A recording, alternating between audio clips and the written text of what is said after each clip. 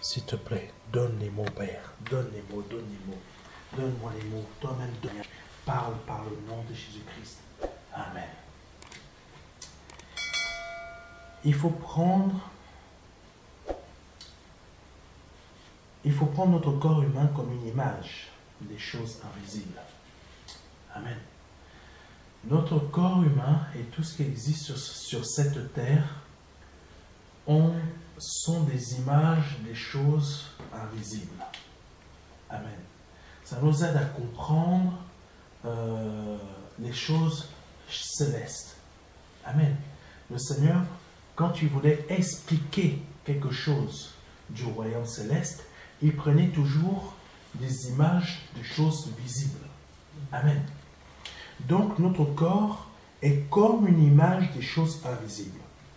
Chaque membre de notre corps a une signification dans la parole de Dieu et donc dans les réalités célestes. Amen. Quand la parole de Dieu prend l'exemple dans le fait que si ton œil gauche ou droit est un problème, il faut l'arracher. Ça ne veut pas dire que physiquement tu arraches ton œil. Ça veut dire tout simplement, s'il y a quelque chose qui t'empêche de gagner le ciel, ça peut être une passion, ça peut être la cigarette, ou je ne sais pas quoi d'autre, il faut t'en séparer. Amen.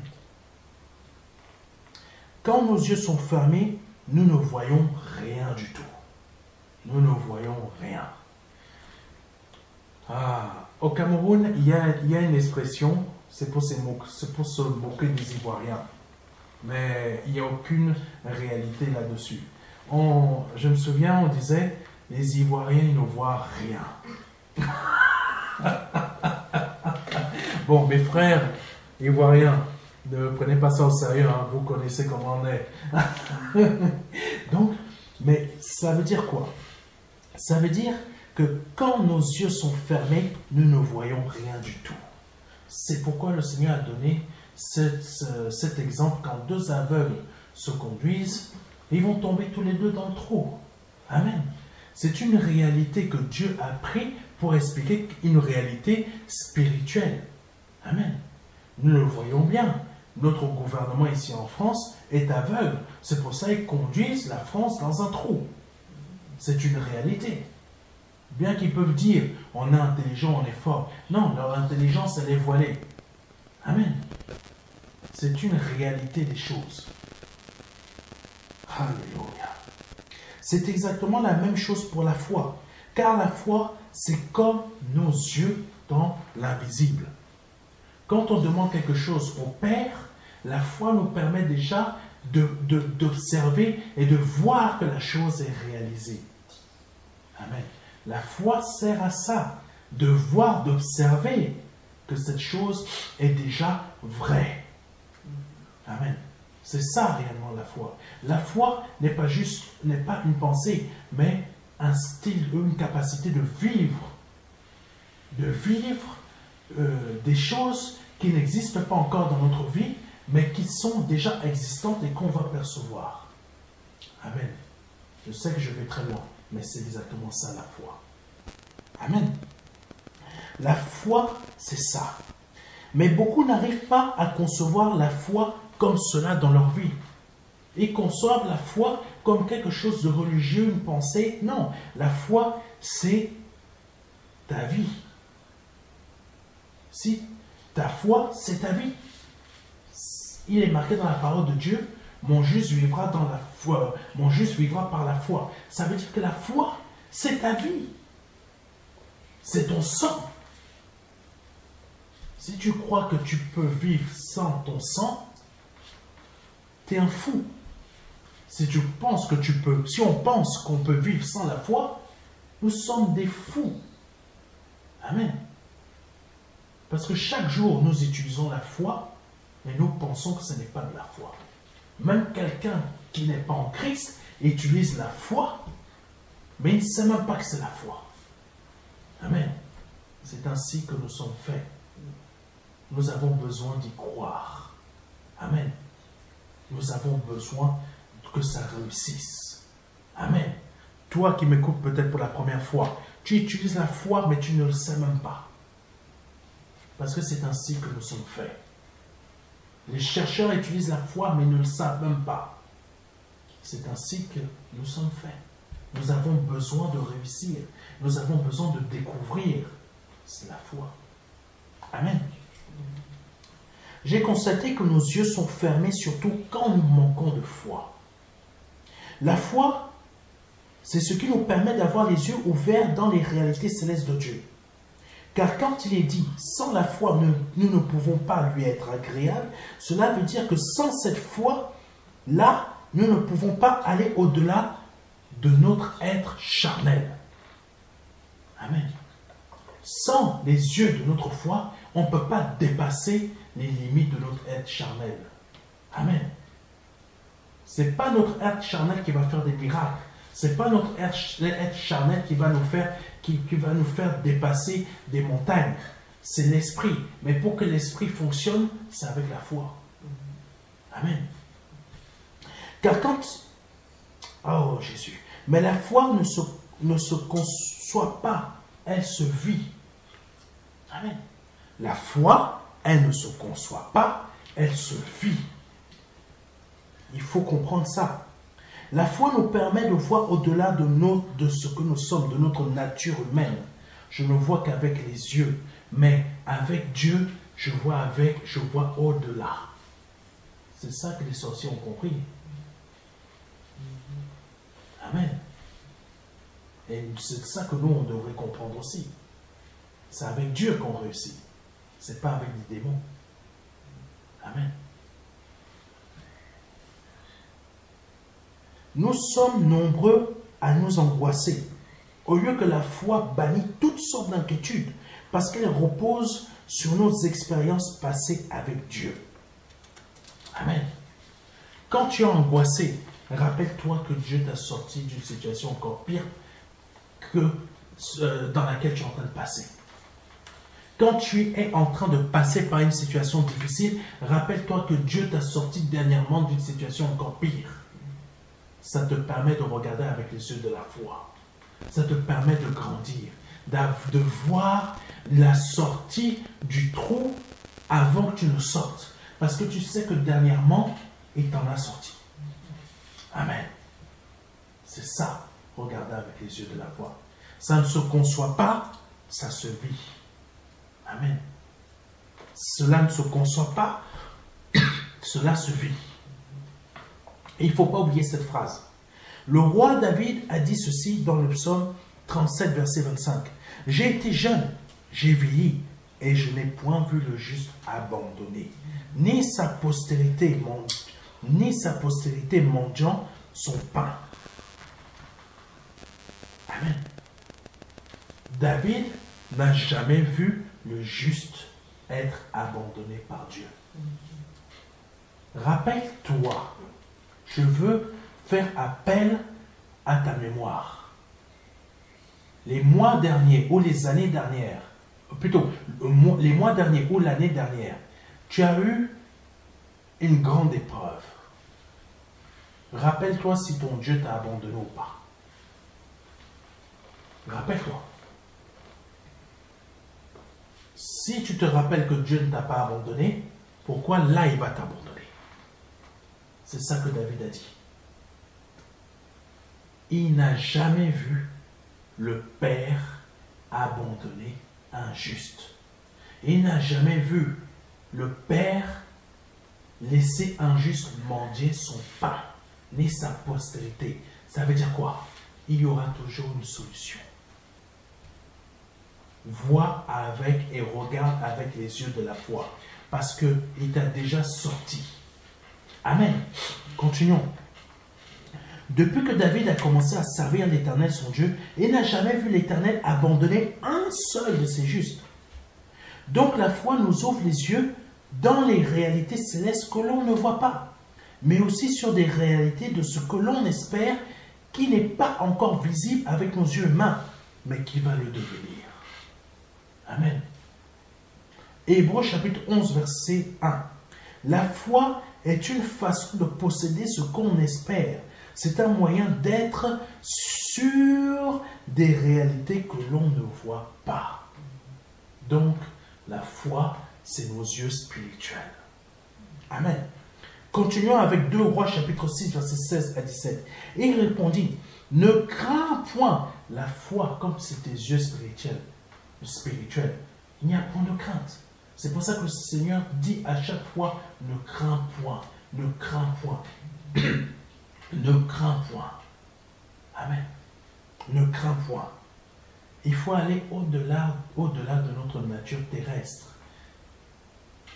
et comprendre et commencer à concevoir notre vie de façon qu'on comprenne que nous sommes aussi esprit et que l'esprit, c'est une de nos natures. Amen. C'est notre nature céleste. Amen. Comprenons que c'est une réalité. Donc, je reprends. 2 Rois chapitre 6, versets 16 à 17. Et il répondit, ne crains point, car ceux qui sont avec nous sont en plus grand nombre que ceux qui sont avec eux. Verset 17. Élisée pria et dit, Éternel, ouvre ses yeux pour qu'il voie. Et l'Éternel ouvrit les yeux du serviteur, qui vit la montagne pleine de cheveux et de chars de feu autour d'Élisée. Le Saint-Esprit me montre qu'il faut prier, qu'il faut que je prie pour vous, afin que vous puissiez voir au-delà de votre nature. Mon Père, je te demande, s'il te plaît, Papa, je fais comme tu m'as dit. Je prie, Papa, pour les personnes qui sont présentes ici et pour les personnes qui vont écouter, Papa, le message en ligne. Je te demande, Père, ouvre-leur les yeux pour qu'ils voient, pour qu'ils voient, pour qu'ils voient, comme Père, tu l'as fait pour le serviteur d'Élisée. Par le nom de Jésus-Christ. Oh Seigneur, le serviteur d'Élisée était angoissé parce qu'il ne voyait pas ce que Élisée voyait. Il voyait de ses yeux naturels, humains, charnels. Il y a une armée en face de moi. Mais Élisée était dans une sérénité où il disait, c'est vrai, mes yeux charnels me montrent qu'il y a une armée qui m'encercle. Mais quand je lève mes yeux sur la montagne, je vois une autre armée. C'est ça que le Seigneur veut que tu comprennes. Il y a une armée céleste qui vient combattre pour toi, qui vient combattre tes problèmes, qui vient combattre tes difficultés, qui vient combattre tes dépendances, les chaînes qui te retiennent. Il y a une armée céleste qui vient se battre pour l'Afrique, pour Haïti, pour le peuple noir. Il y a une armée céleste qui vient se battre pour nous, afin de nous établir. Il y a une armée céleste qui vient se battre pour toi-même. Parce que tu vois cette armée céleste maintenant avec les yeux de ta foi. Par le nom de Jésus-Christ. Je ne sais pas ce qui retient ta vie, qui retient tes bénédictions. Mais si tu ouvres et que tu acceptes ce que l'Esprit Saint dit au travers de moi, de regarder avec les yeux de la foi, tu verras une armée qui est supérieure à celle qui est en train de t'attaquer. Par le nom de Jésus-Christ. Je prie vraiment pour ces jeunes en Afrique qui se lèvent pour changer le pays. Je prie pour ces jeunes en Haïti, en Guadeloupe, en Martinique, dans les Antilles, qui se lèvent pour changer leur nation. Je te prie pour nous-mêmes, Père, afin que par le nom de Jésus-Christ, nous-mêmes, on se lève pour changer notre vie spirituelle, pour changer l'état de notre esprit, pour changer notre vision des choses de la foi, afin qu'on ne suive pas une foi ou un évangile erroné, par le nom de Jésus-Christ. Père, on a besoin de toi, pour que tu nous ouvres les yeux, comme tu as ouvert les yeux du serviteur d'Élisée. Par le nom de Jésus-Christ, ouvre nos yeux. Oh Jésus. Donc concernant le verset de 2 Rois chapitre 6, verset 16 à 17, première chose que nous constatons dans ce verset, c'est que la foi nous ouvre notre conscience afin d'être dans la plénitude de notre capacité à comprendre que nous sommes supérieurs en nombre et en puissance face à ce qui veut nous détruire. Amen. Amen. C'est très fort ça. Le Saint-Esprit sait à qui il est en train de parler. Et partager ce message à tout le monde. À partager. Ce n'est pas nos adversaires qui nous encerclent, mais c'est nous qui encerclons nos adversaires. Il faut le comprendre ça.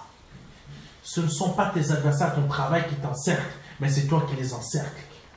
Ce n'est pas tes adversaires dans ta famille qui t'encerclent, mais c'est toi qui les encercles. Ce n'est pas ta maladie qui t'encercle, mais c'est toi qui l'encercle. Ce n'est pas la pauvreté qui t'encercle, mais c'est toi qui l'encercle. Tout ce qui veut dominer sur toi, c'est toi qui l'encercle. Amen. Par le nom de Jésus-Christ. Aie simplement les yeux de la foi pour le comprendre et pour le voir.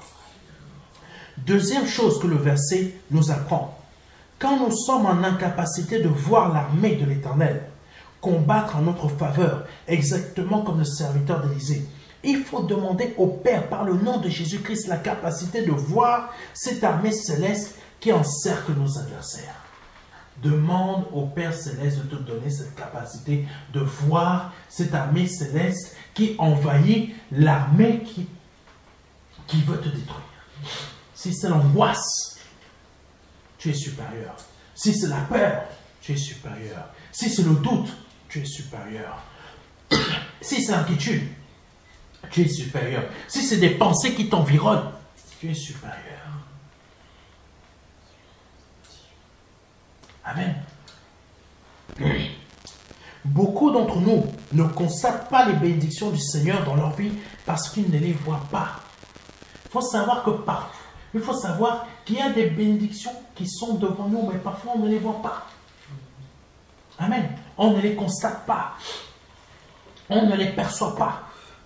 Après que la servante de Sarah ait été chassée par cette dernière, elle et l'enfant d'Abraham se sont retrouvés dans le désert complètement abandonnés. Dans ce lieu désertique où elle manquait d'eau pour son enfant et elle ne voyait pas la source d'eau qui était devant elle. Pourquoi? Inquiétude. Je vais mourir. Elle ne voyait pas qu'il y avait l'eau. Elle ne voyait pas la bénédiction qui était devant elle. Elle ne la constatait pas. Combien sommes-nous à être ainsi? Nous demandons, Père, bénis-moi, bénis-moi, bénis-moi, bénis-moi. Mais tu ne vois pas la bénédiction qui se trouve devant toi. Parce que tu es toujours angoissé, toujours inquiète, toujours dans le doute, toujours dans les questionnements. Est-ce que ça va se faire? Toujours, toujours, toujours, toujours, toujours. Fais comme les jeunes qui font en Afrique, ils prennent la maîtrise de leur vie, ils se lèvent. Sans le doute de s'inquiéter, est-ce que je vais mourir demain? Qu'est-ce que la France va me faire? Non, je vais combattre. La France te menace de couper comment on appelle ça? Les aides. Même quand il y avait les aides, ça j'ai aimé sa phrase à Ibrahim Traoré. Même quand il y a eu les aides, on ne les voyait pas. Donc que tu les enlèves, ça ne nous gêne pas. Donc on se lève quand même. Aie cette foi. Aie cette foi de te lever. Vois les bénédictions qui sont devant toi. Amen. Nous sommes nombreux à être comme elle. La bénédiction est là, mais nous ne la voyons pas. Amen. Le peuple noir, les bénédictions sont dans leur terre, mais ils vont réclamer l'argent où? En Europe. Les bénédictions sont devant vous, sont dans votre sol. Il est temps de vous battre pour récupérer ce qui vous appartient. L'esclave, la servante de Sarah, elle était comme ça. Elle était devant, mais elle ne voyait pas la bénédiction de l'eau qui était devant elle. Nous sommes nombreux à être comme ça. Père, donne-moi ça. Mais la bénédiction, elle est là. Pourquoi tu ne la vois pas? Ouvre simplement tes yeux de la foi. Amen. Par le nom de Jésus-Christ. Tu as demandé à Dieu une chose qui te tenait à cœur, mais tu ne l'as pas reçue. Pourquoi? Parce que tu n'as pas vu. Amen. Au lieu que elle est là, mais tu ne l'as pas prise avec tes mains. Pourquoi? Parce que tu ne l'as pas vue. Au lieu qu'elle est en face de toi, elle est sous ton nez. Amen. Pour toi, la bénédiction s'est envolée. Mais ce que tu ne sais pas, c'est que ta bénédiction est bien devant toi. Mais le Père a seulement voulu te garder d'un mauvais choix qui t'aurait sûrement mis ou mise à terre. Amen. Parfois, nos choix nous empêchent de bien voir les bénédictions de Dieu pour nous. Parce que nous ne vivons pas la foi, mais nous l'utilisons comme un tremplin pour y accéder. Je crois que la France va m'aider, elle va encore m'envoyer des milliards d'euros. Mais commence à exercer la foi. Sers-toi des richesses que tu as dans ta terre.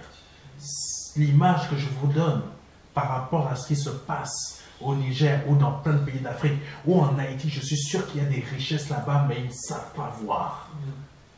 Il y a des pleines capacités en Haïti, mais ils ne savent pas voir. Le jour que Haïti ou que tout le peuple d'Afrique commence à regarder les richesses qui se trouvent dans leur terre, ils vont s'en sortir.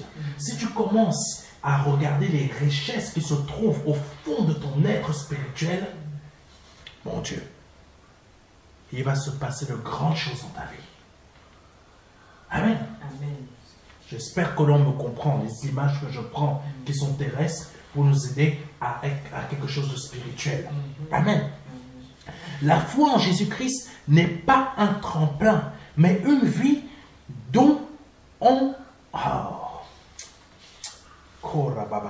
La foi en Jésus-Christ n'est pas un tremplin pour réussir pour réussir une vie, pour réussir un domaine.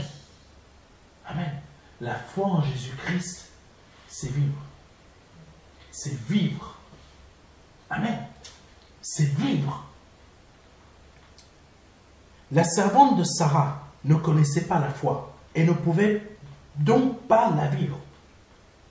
C'est pourquoi dans sa souffrance et douleur, elle ne voyait que la mort. Amen. C'est ainsi que les personnes qui ne vivent pas la foi en Jésus-Christ voient parfois leur vie. Je ne vois que l'échec. Ma vie est un échec. Ma vie est un échec. Je vois l'autre là-bas qui a réussi. Je vois l'autre là-bas, ça fait 30 ans que je ne sais pas comment il a fait ou elle a fait, mais ma vie, moi, est un échec. J'ai beau avoir un bon travail, j'ai beau avoir une bonne situation, mais ma vie est un échec. Mais mon Dieu, c'est exactement ça qu'a pensé Sarah, sauf qu'elle ne voyait pas la bénédiction qui se trouvait devant elle. Amen. Elle manquait de foi. Elle n'avait pas des yeux. Amen. Elle était une vraie Ivoirienne. Pardonnez-moi, c'est juste un peu d'humour. Il faut regarder. Amen. Il faut regarder avec les yeux de la foi. Oh Jésus. Donc, qu'est-ce que l'Éternel a fait pour la servante de Sarah? Il lui a ouvert les yeux. Genèse chapitre 21, verset 19. Et Dieu lui ouvrit les yeux et elle vit un puits d'eau. Le puits d'eau était là. Dieu n'a pas créé le puits d'eau. Le puits d'eau était déjà là. Il lui a juste ouvert les yeux. Parfois, on a besoin que Dieu nous ouvre les yeux. Et Dieu lui ouvrit les yeux et elle vit un puits d'eau. Elle alla remplir d'eau l'autre et donna à boire à l'enfant. Demande à l'Éternel aujourd'hui de t'ouvrir les yeux afin que tu vois ce puits de bénédiction pour ta vie, afin que tu ailles puiser dedans et que tu remplisses ton autre et que les bénédictions dont tu avais besoin depuis longtemps, tu les bois afin que ça te revigore. Amen, par le nom de Jésus-Christ. Donc, comme je le disais, le puits était déjà là, mais sa vue était masquée parce qu'elle n'avait plus d'espoir. Quand on n'a plus d'espoir, on ne voit pas la bénédiction. On déprime. On commence à s'inventer des choses. Et c'est ça que tu dois éviter. Commence à ne plus avoir ce type de parole dans ton cœur. parce que je ne ressens pas la chose, j'abandonne. Demande plutôt à Dieu, ouvre-moi les yeux pour que je voie ta bénédiction. Par le nom de Jésus-Christ, parce que j'ai besoin de ton aide. Je regarde actuellement avec mes yeux humains, parce que ça fait des années que je ne constate pas la chose. Mais là, j'ai besoin maintenant que tu m'ouvres les yeux de ma foi. Amen. Par le nom de Jésus-Christ. Je continue parce que le temps avance vite. Agar n'était pas, je crois qu'elle s'appelait Agar. Agar n'était pas une croyante, mais juste une suiveuse qui profitait de la foi d'Abraham. Combien nous sommes à être des suiveurs ou des suiveuses? On n'a pas réellement la foi, mais on l'a parce qu'on connaît quelqu'un qui a eu la foi, qui a eu la bénédiction, mais nous-mêmes, on n'a pas la même foi. Il est temps que tu la vives. Que tu la vives pas par procuration. Merci Saint-Esprit. Arrête les procurations de foi. Commence à vivre toi-même. Arrête les procurations de manteau. Commence à vivre. Commence à déclarer que tu as ton propre manteau, comme Élisée. Amen. Par le nom de Jésus-Christ. Il faut avancer. Agar n'était pas une croyante, mais juste une suiveuse qui profitait de la foi d'Abraham. Mais je pense qu'il fallait qu'elle passe par là afin qu'à son tour, elle puisse vivre la foi. Amen. Si nos yeux ne sont pas ouverts, nous ne pouvons rien voir et rien recevoir. Mais pour voir, il faut vivre comme l'ayant déjà reçu. Certaines femmes n'ont pas besoin de faire trop d'efforts pour concevoir. C'est naturel. Tandis que d'autres, c'est difficile. C'est là qu'il faut les yeux de la foi. Ça va se produire parce que j'y crois. Combien de femmes dans la parole de Dieu, malgré qu'elles étaient en pleurs, qu'elles étaient en dépression, qu'on leur manquait de respect, elles ont quand même maintenu. Elles ont persisté et elles ont reçu. Amen. Mais si nous perdons la foi, cela veut dire que nous ne l'avons jamais eu. Ce que nous recherchons, ça veut dire que nous ne l'avons jamais reçu.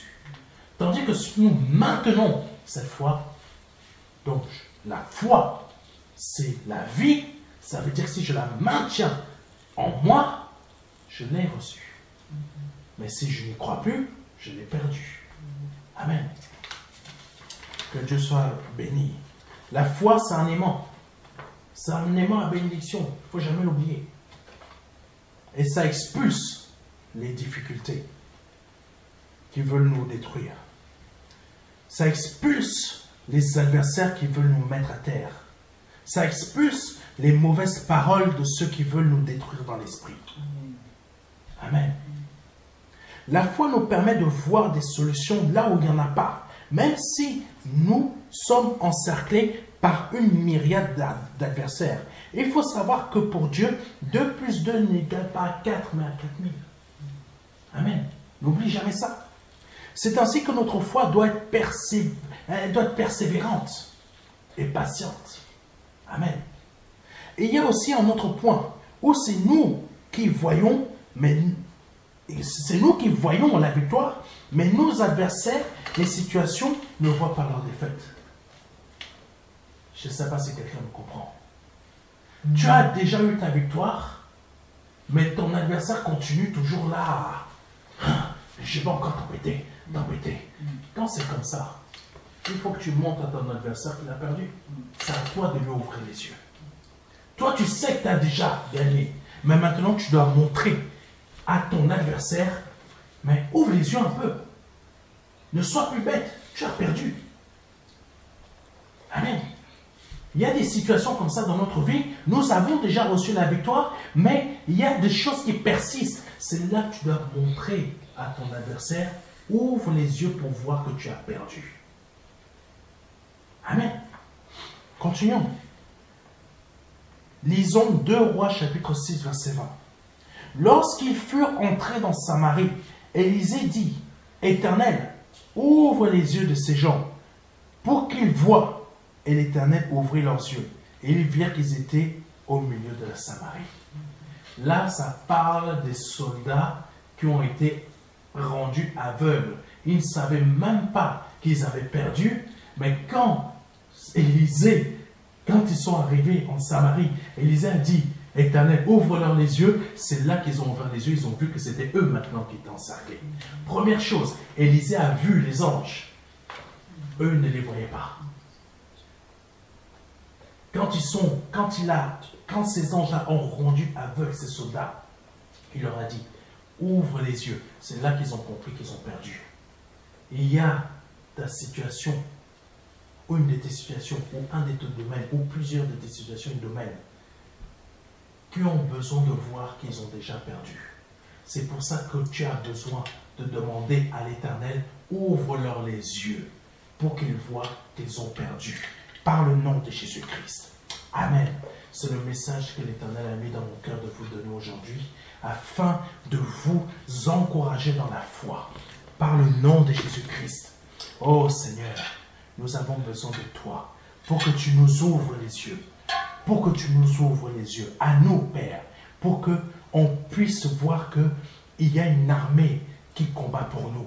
Mais nous avons besoin aussi, Papa, que tu nous ouvres les yeux, pour que, Papa, on puisse voir la bénédiction qui se trouve devant nous. Et nous avons besoin aussi, Papa, que tu ouvres les yeux à nos adversaires pour qu'ils voient qu'ils ont perdu. Par le nom de Jésus-Christ. Oh Père, par le nom de Jésus-Christ. Si c'est la première, deuxième ou troisième fois que vous écoutez un de mes messages et que là, vous avez ouvert vos yeux, qu'il est temps de vous donner à Jésus-Christ, je vous invite à répéter après moi. Père, tu m'as ouvert les yeux aujourd'hui par ton Fils Jésus-Christ. Je te demande pardon pour mes offenses. Je te demande pardon pour mes péchés. Je reconnais que je suis pécheur ou pécheresse si vous êtes une femme. Je te demande pardon. Je me repens en totalité. Je me repens en totalité par le nom de Jésus-Christ de Nazareth. Je reconnais que tu es Dieu et que tu es fils du Dieu vivant, que tu m'as formé un corps, que tu as formé un corps, pardonnez-moi, que tu es le fils du Dieu vivant et que le Père t'a formé un corps, afin que tu meures à la croix pour moi et que tu verses ton sang à la croix pour moi pour la rémission de mes péchés. Par le nom de Jésus-Christ. Si vous venez de répéter cela avec honnêteté et sincérité, vous venez de passer de la mort à la vie. Je vous invite à nous contacter assez rapidement afin de nous réclamer le livret Les 4 marches qui va vous aider dans votre conversion. On va vous l'envoyer selon votre demande, soit au format numérique, soit au format physique par voie postale, gratuitement. Peu importe votre pays, on peut vous l'envoyer au Congo, on peut vous l'envoyer en Côte d'Ivoire, on peut vous l'envoyer aux États-Unis, on peut vous l'envoyer en chinois aussi, peu importe, vous ne payez rien. C'est nous qui payons l'envoi pour vous. Par le nom de Jésus-Christ, car Jésus-Christ a payé pour que vous soyez sauvés aujourd'hui. Par le nom de Jésus-Christ, Amen. C'était le pasteur Serge et à vendredi prochain. Amen.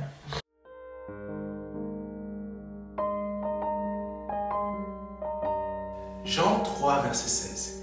Dieu a tant aimé le monde qu'il a donné son Fils unique Fils, afin que quiconque croit ait la vie éternelle. C'est un don, c'est une promesse que Dieu vous fait. C'est une grâce que Dieu est en train de vous faire, parce que nous sommes sous la période de la grâce. C'est un très grand cadeau. La vie éternelle par le Seigneur Jésus-Christ. Aujourd'hui, vous avez la possibilité de passer par la porte étroite, parce que le royaume des cieux vient frapper à votre porte. Oui, je vous le dis, le royaume des cieux vient frapper à votre porte. C'est un grand cadeau que l'Éternel vous fait. Vous avez la possibilité de l'accepter, de dire oui, Seigneur. Je t'accepte comme mon seul Seigneur et Sauveur. Je t'accepte comme mon Dieu.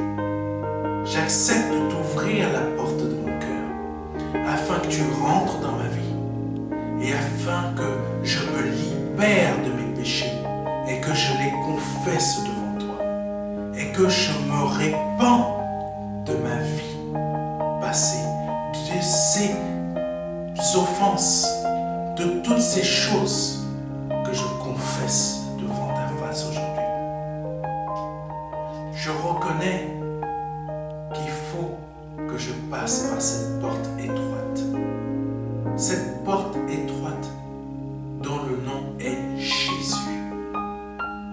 J'accepte de te donner ma vie aujourd'hui. Le Seigneur vous appelle à le faire aujourd'hui, afin que vous puissiez passer de la mort à la vie. Parce qu'aujourd'hui est peut-être votre dernier jour, vous ne le savez pas. Peut-être aujourd'hui, c'est le jour où le Seigneur vous appelle à vous donner à lui, à donner votre vie au seul Dieu, au seul et unique Dieu, le Dieu vivant et vrai. Vous avez la possibilité de le faire aujourd'hui parce que c'est la seule porte qui existe. C'est une porte étroite. C'est une porte qu'il faut emprunter pour pouvoir accéder au salut. Vous avez la possibilité aujourd'hui de l'emprunter en nous contactant à contact@ministère-de-la-réconciliation.fr. Vous avez la possibilité aujourd'hui de recevoir un livret numérique de notre part qui va vous aider dans cette démarche afin que vous puissiez accéder à la vie éternelle. Ne tardez pas.